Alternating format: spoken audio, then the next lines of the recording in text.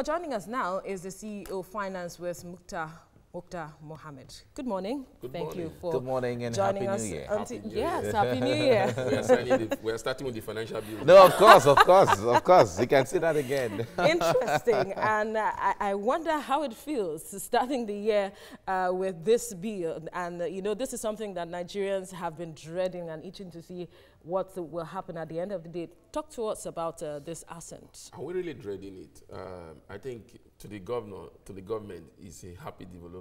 To the governors of the states, but Nigerians, but to the ordinary Nigeria, it means the cost of living has automatically gone out at least by almost 50%, because when you pay a value-added tax of 5%, now you have to pay 75%. I mean, 5%, now you have to pay 7.5%. So that has got the cost of living, that the cost of goods and services has gone up by that. That's what we keep on campaigning in order that, look, you need to look at other ways of incentive of trying to capture those to get more revenue. The government always just think about revenue, and I think they've gotten their wishes. And unfortunately, this law has not been captured. There are so many details that the Nigerian people don't know. Even the members of the House of Representatives and the Senate complain about not knowing so much about this bill. There was no public hearing on the bill also to see what should be. So it's a bill that is showing a lot of secrecy, and then, of course, the government of the day has had their day. That's what I just feel about the bill. Yeah, it has some good side, especially for the SMEs. Now you don't have to pay tax if you don't make revenue above 100 million, which is very good for the SMEs. That is the only good thing. Then also the stamp duty charges now. You don't have to pay stamp duty charges for any transaction that is, that is below 10,000 naira. 10,000 naira. So that also is good. But remember that even the banks also have come with another strategy of the stamp duty charges. That's in your savings account, you don't have to pay stamp duty charges. You pay quarterly instead of monthly. So whichever way, I think the positives are there, but the negative is just because of the high cost of living with the economic situation that we have now. All right. When it comes to the SMEs, there's also the fear that because the companies that have revenue or that rake in profit less than 25 million will be exempted. Anything from that 25 million to about 100 million will be paying, I think, 20% and all of that. There's the fear that those companies might, doctor their books.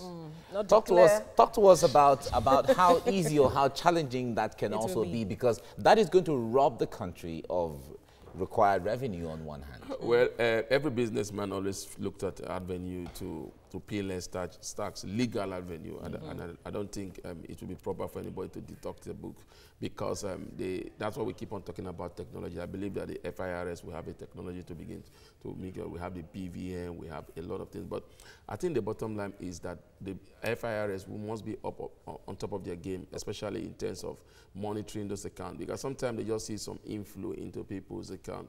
You remember that once inflow came, there will be a lot of things. So they must make sure that if you want to collect, it has to be the company income tax, not the inflow that comes into the company. We always talk about the BVN, but it seems like we haven't really made use of that technology, so to speak. No, they do make use of it, especially when they want to get you in some other issues. To say whether we make use of it in terms of ordinarily just trying to look at people, businesses, how they have grown, how to help them grow, how to see how much comes in, how to help them. We've not done that. But in terms of revenue, when you go to them and you are trying to argue your case, they know how to get those BVM things when they want. That's when they want to get revenue from you, but not when they want to help you to see how you can show up your business. Or but that's not what it's supposed to be.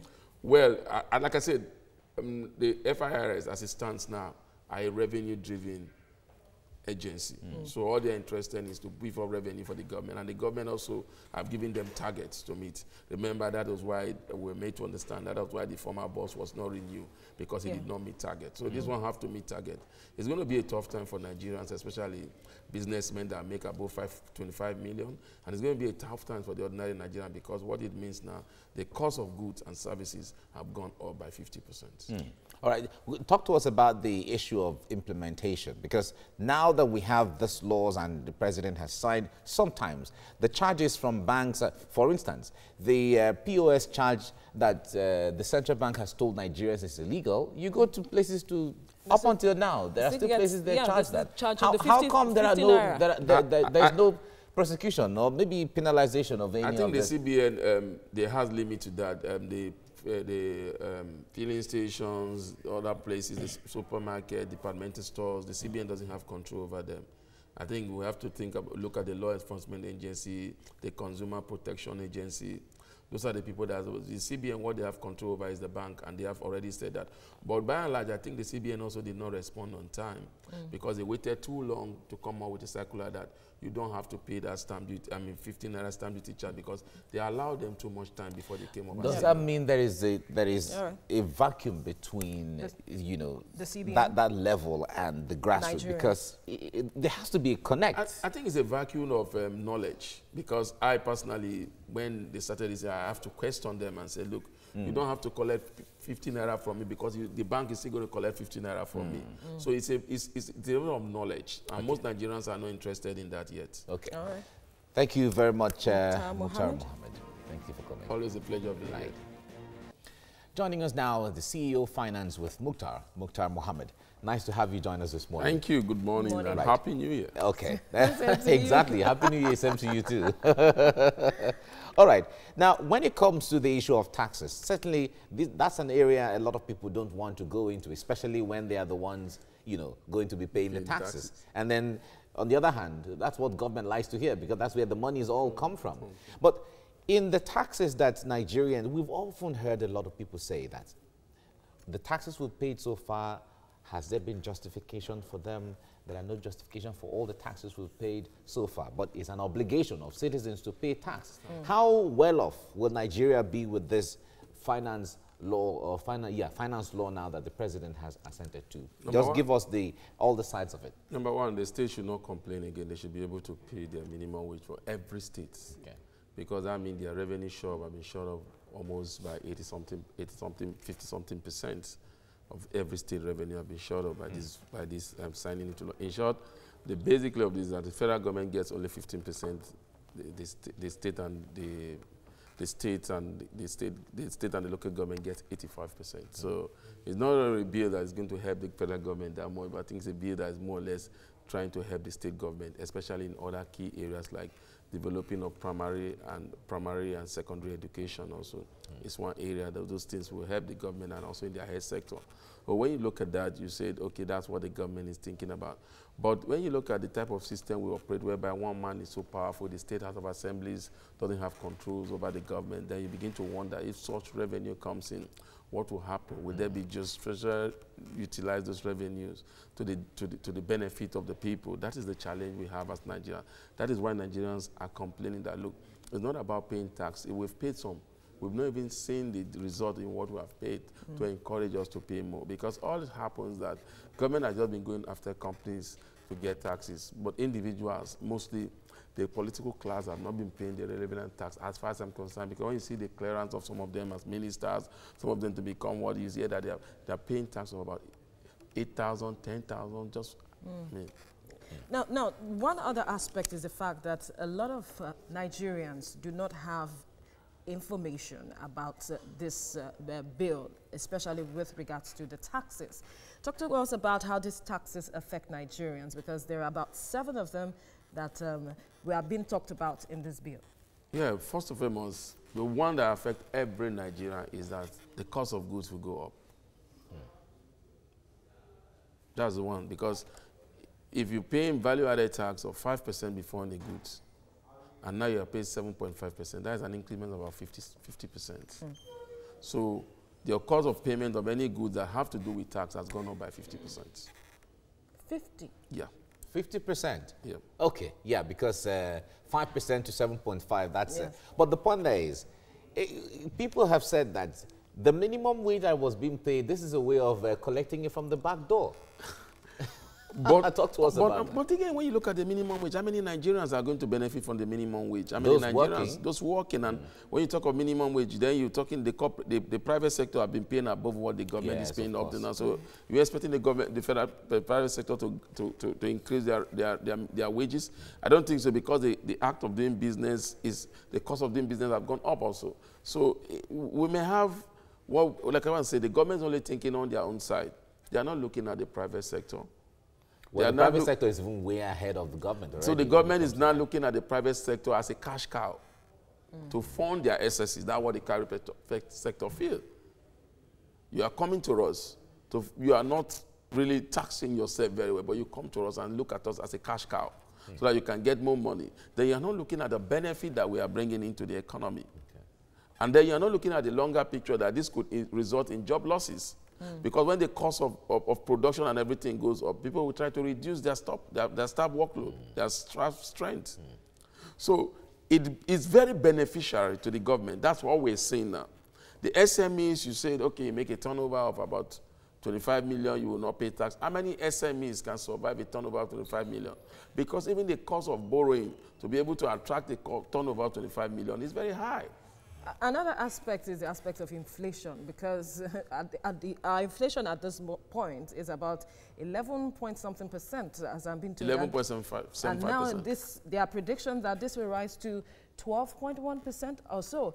I wonder how much impact this is going to have on the economy on the long run. How much impact you're asking is already impactful in the economy. Look at the cost of living between when we shut the border, when inflation started going up, and now you know the cost of living has gone up. Because household services have gone up. Now, you're looking at some of these SMEs have to source for forex themselves. Some of them are not given forex by the federal government. Even when you try to ask, the processes are long, and these are people, that ventures that are time venture.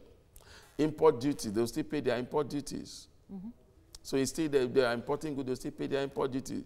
There are other illegal taxes that people are not looking into. Is it really beneficial in the long run? In the long run, it's so beneficial to the government, and then how will the government capture the private sector when they make so much of this money? Is begin to build infrastructures. Okay. So that will reduce the cost of maintenance of it. When the government have more money to give us stable power, then that will reduce the cost of the overhead business of the SMEs, man. So it makes more money because the cost of, but don't forget that also government is even looking at it. By April, they will increase the cost of electricity tariff will go up. Okay. And on this tariff also, you still be asked to pay value-added tax. Multiple taxes. Okay. Well, we'll wait to see how, and I hope that labor, organized labor, are seeing all of these. All of this, because they are the ones who try to, you know, act as shock absorbers between the people and the government sometimes. Thank you very much, Mukhtar, for joining us right now. Always a pleasure. Right. Joining us now is the CEO of Finance with Mukhtar Muhammad. Thank you for joining us at TVC Glad to have you. Thank you very much. Now, it is said that 85% of the revenue generated from this will be, especially the value-added tax increase to 75%, will be given to state governments. And it is expected that this will address the infrastructural decays rather and shortfall that we have witnessed over time. But the question has arisen that the 5% that we have been paying, nothing much has been seen. How are we certain that we would see so much done with this increase? Don't get it wrong. You're getting it wrong. It's not to develop infrastructure. The increment is for them to be able to pay the minimum wage. If you looked at the body language, even if you look at the presidential spokesperson, when he was talking about the cardinal, he was talking about state will be able to pay the minimum wage. Oh, wow. So Nigerians shouldn't be as expectant. So we are not thinking about infrastructure because the state are already saying we cannot pay. So that's why the government is saying, okay, for them to have the leeway to do this, the state have to support them because they will have more money to pay the minimum wage. So as it stands now, no state have no excuse not to be able to pay the minimum wage because their revenue base have shot up. So that's exactly what the government was thinking about is revenue. The federal government will only have 15%, which they say they will put it into infrastructural development and other things. I mean, in key sectors, social sectors like health and education. But you need to ask yourself, what is the educational sector that the federal government controls? Just tertiary. Both primary and secondary education is in the hands of the state government. So what happens? All right. Yeah, the point there is a lot of Nigerians are concerned. You know, when the issue of this minimum wage came up, when state governments were saying, we won't be able to pay based on what we have right now, the state governments decided to come together and they put the foot forward and they were looking at the issue of revenue sharing formula. Yes. Revisiting the revenue sharing formula so that it can be, you know, jiggled somehow so they can have a chunk of what comes in that regard. Now, If that is the way to go, although this now might be diverting the attention from that, but shouldn't even that be part of what they should do first? Well, the state government have not clothed themselves in glory, because if you look at some of the states, they are excesses. Just call some few states that you've seen infrastructural development. If you go to other states in Nigeria, they are just status quo. They are just status quo. And most of them, what they do is just pay salaries, and that's what they keep doing. So for them, salary is the main thing, because that's what they make them have political relevance, not the infrastructure they develop. It's only in states like some states that you have the highly intellectual people that begin to say, look, we have not done infrastructure, but other states are just busy just collecting money from the federal level just to pay minimum wage, just to pay salary. So what they are more interested in is the salary, not the infrastructure, because they just believe, because their people believe in how much they can get at the end of the month, not how much the government have put in place for them to be able to develop. And if you look at it, how many states are really doing anything different than paying salaries? So with this now, do you think 2020, with the hope that Nigerians have, that government at levels will be able to meet the hope of Nigerians when it comes to growth that Nigerians are expecting? In the short time, it will look tough. But in the long term, we might begin to get there, because very soon we will now begin to question the government, because they're having more revenue now. You can pay salary so you can do infrastructures. You can begin to develop infrastructure. You can begin to help our schools. You can build us more hospitals, state-of-the-art hospitals. We could have good roads. That's what the whole idea of this, that's what the government, that's what the presidency keep telling us, that the whole idea is to be able to have more revenue to even finance the 2020 budget. But we need to look at this 2020 budget. This 2020 budget, about 60% of the revenue is going to use in debt servicing. So from our tax money, we use to service our debt, which is good. I mean, we are generating more revenue. So we are now beginning to look at the challenge that the government has had, which has been not GDP to borrowing, but revenue to, the revenue to debt issue. So we are now seeing that the government will have more revenue. And so that now we are still looking at borrowing. We can see, if you have more revenue, you can pay. That's what the government is looking at now. The challenge has not been debt to GDP, it has been debt to revenue. Yeah. So the government is saying, let's shore up our revenue base so that we'll begin to know how to pay our debts. So at the long run, they will realize that maybe the debt profile will come down, then they'll have money to do. That is their thinking. But there's still a request of $30 billion that is on the table. Is still hanging there. It's still hanging. And this present budget is tied to the value-added tax that they will collect, estimated value-added tax. But the key thing the government is not looking at, the government is not looking at investment in Nigeria. It's not creating a very good investment climate to bring in more, because even the investment from the foreign national that have to do with the petroleum exempted dividend in terms of petroleum tax, now they will not start paying dividend on those taxes. So that will not encourage investment, especially in the downstream or upstream sector of the oil sector.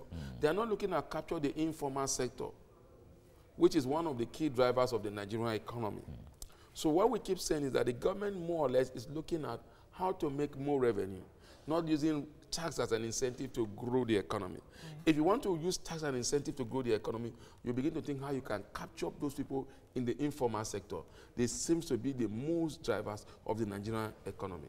The woman that is selling things on the road, the guy that is driving, doing so many things. All right, we'll leave it at this point. Mukhtar Mohammed, thank you for your time. It's always a pleasure.